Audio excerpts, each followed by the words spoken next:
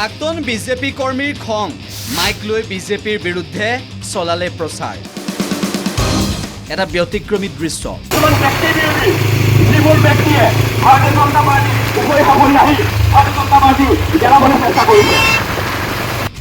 বিজেপিৰ ওপৰত কিমান খং উঠিলে বাৰু এগৰাকী ব্যক্তিয়ে এনেদৰে মাইক লৈ প্ৰচাৰ চলাব বিজেপিৰ বিৰুদ্ধে এবাৰ ভাবক তাকো অকলেই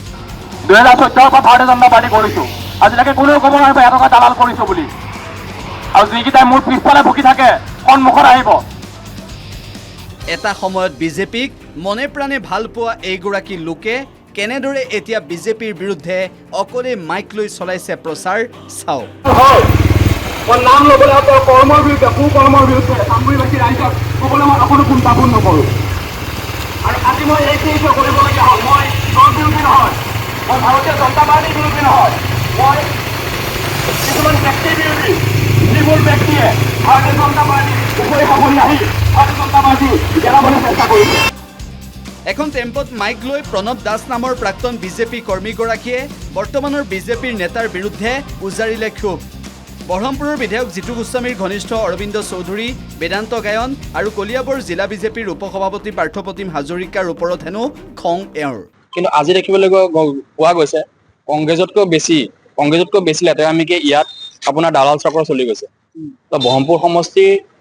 আমি যিহেতু বৰহমপুৰ সমষ্টিবাসী বৰহমপুৰ সমষ্টিৰ বিধায়ক জিতু গোস্বামী ডাঙৰীয়াই যি ওচৰত মানুহলৈ কৰিছে কাষৰ ধৰি লওক যেনেকৈ উদাহৰণস্বৰূপে আপোনাৰ অলক চৌধুৰী এজন কাটচুৰ তথ্য সহকাৰ মই যিখিনি কথা কৈছোঁ তথ্য আৰু প্ৰমাণ আছে দেই মই মিছা কথা কোৱা নাই মই শ্বহীদ পৰিয়ালৰ ল'ৰাটো প্ৰণৱজ্যোতি দাসে মিছা কথা নকয় আৰু অলক চৌধুৰী এফালে বেদান্ত গায়ন আপোনালোকে জানে প্ৰণৱ বৰাৰ মাৰ্ডাৰ কেছত তাৰ নাম আছিলে তাৰপিছতে আপোনাৰ পাৰ্থপ্ৰতিম হাজৰিকা ওৰফে মামু চামগুৰিৰ ওচৰৰে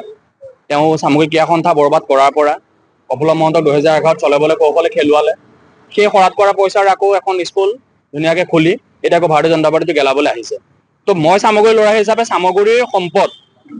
সম্পদ বৰবাদ হ'বলৈ কেতিয়াও নিদিওঁ আৰু সেয়েহে তেওঁলোকৰ বিৰুদ্ধে উজাৰিছে ক্ষোভ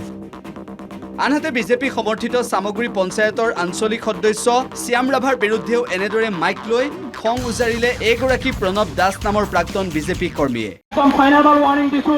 পাৰ্থপ্ৰতিম হাজৰিকা ওৰফে মামু এইটো ৱাৰ্ড আৰু এজন ৱাৰ্ড মেম্বাৰ খেলা মই তেওঁৰ নাম লোৱা নাই অসমীয়াৰ পৰা দাদা আপোনাকো কৈছোঁ হৈ গ'ল বন্ধ কৰক আৰু শ্যাম ৰাভা ৰকলেণ্ড পাৰ্ক চুৰ কৰা চোৰৰ চৰ্দাৰ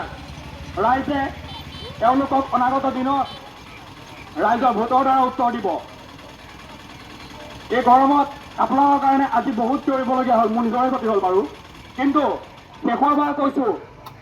একদম কিবা ক'বলগীয়া আছে মোৰ সন্মুখত ক'ব অসমীয়া ভাষাৰ কথা আছে না হাতী গ'লে কুকুৰে ভুকি তো কুকুৰৰ দৰে পিছফালৰ পৰা নুভুকিব কিবা ক'বলগীয়া আছে মোৰ সন্মুখত আহিব পুনৰবাৰ কৈছোঁ বিজেপিৰ নেতাক চোৰ দালাল আখ্যা দি এনেদৰে প্ৰচাৰ চলালে এইগৰাকী লোকে মই কোনো দালালক প্ৰশ্ৰয় দি দলালক ছাপোৰ্ট কৰি পেলাই ভাৰতীয় জনতা পাৰ্টি কৰা নাছিলোঁ ইমান বেয়া দিনত মাজতে এটা কথা কওঁ সেই সময়ত ভাৰতীয় জনতা পাৰ্টি কৰা ৰকিবুল হুছেইনৰ সমষ্টিত আৰু পাকিস্তানত গৈ হিন্দুস্তান জিন্দাবাদ কোৱা একেই কথাই আছিল এইটো আপোনালোকেও জানে আজি প্ৰতিবাদ হৈছে আপোনাৰ প্ৰতিবাদ এইটো হৈছে নহয় হ'ব